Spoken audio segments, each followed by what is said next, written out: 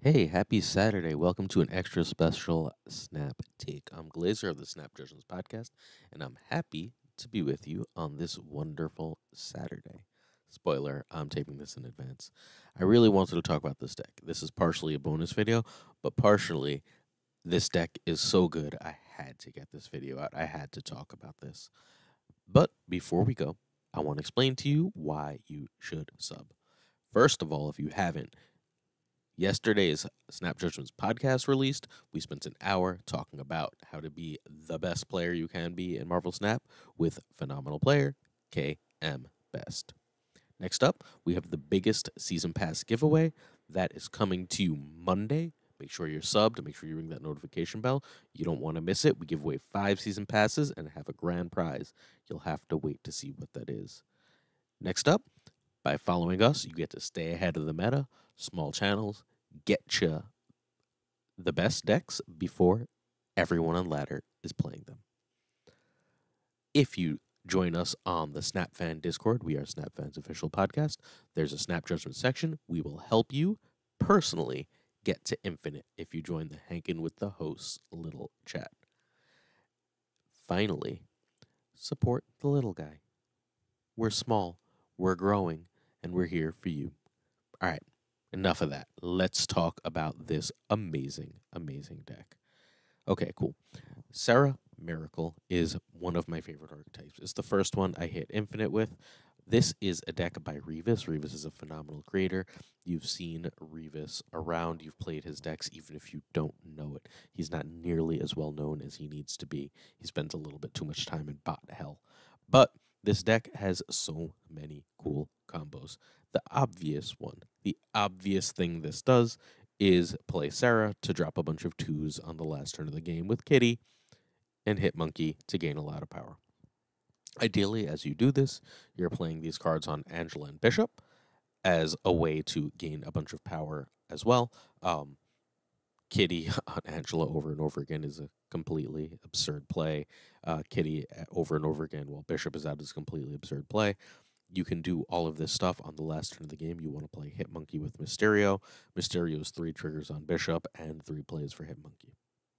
These are all the fairly simple cards, right? You should have played enough Sera Miracle to have the basic gist of this. You probably played enough Kitty to have the basic gist. Bast is a phenomenal card. It boasts everything in the deck except Enchantress and America, and it's fundamentally impossible for America to be in hand and matter when you're basting. So it benefits everything in the deck, more or less. It's even on Jeff and Killmonger and down for Sera and Enchantress, but so be it. I'll explain that in a little bit. Kitty Pryde starting at 3 is crazy. Nova, if it gets stuck on board as a 1-3 is great. Angela starting with 3. Hitmonkey starting with 3. Bishop starting with 3. Mysterio becoming a 2-9 is the huge draw. Absolutely stellar play. When you see Bast early with at least 2 or 3 key cards in hand, it feels like such a free win. Next up, Kitty sometimes feels weird to some people in this deck with Killmonger. She should not. You choose when you Killmonger just on the last turn. Make sure you play Kitty, Killmonger, then Kitty. Problem solved. Won't get the Nova bonus, but everything else will work. Those should be the last 2 cards you end up playing in that instance, because Hitmonkey doesn't care about play order. Jeff is a lovely way to get you into locations you otherwise couldn't. Also, a bonus on Angela that you can then move. That's most of the deck. Now, I made one change to Revis's deck. Revis is running currently Shang-Chi. I really, really prefer Enchantress, even if she's hit harder by Bast. I'm not usually trying to hit a Darkhawk. I can outpower a Darkhawk.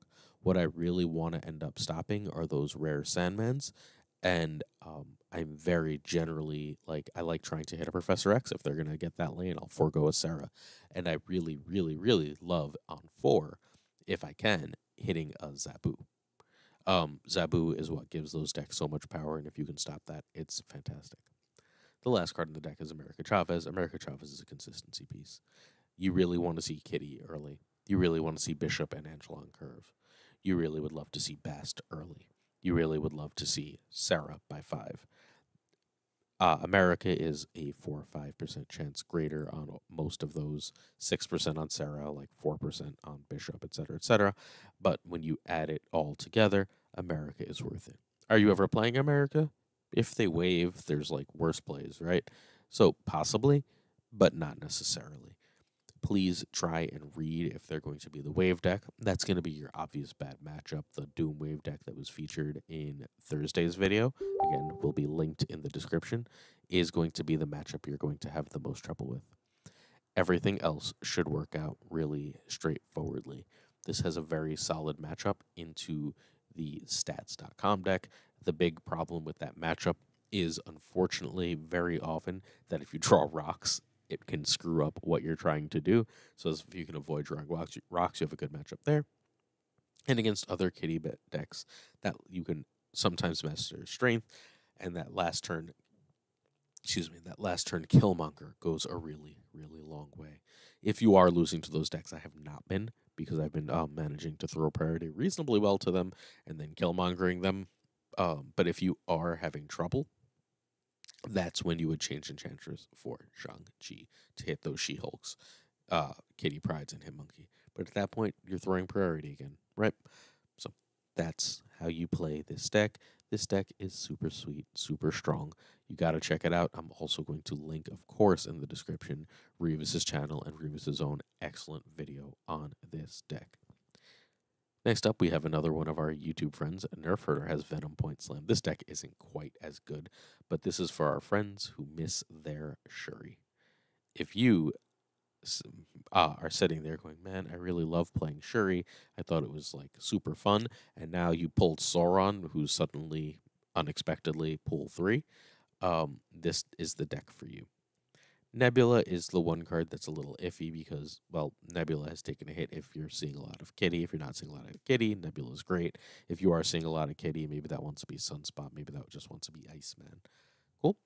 Other than that, the deck is fairly self-explanatory, but basically you want to remove the negative abilities where possible with Sauron, and if you can, well, you just eat the thing that's giving you a negative ability.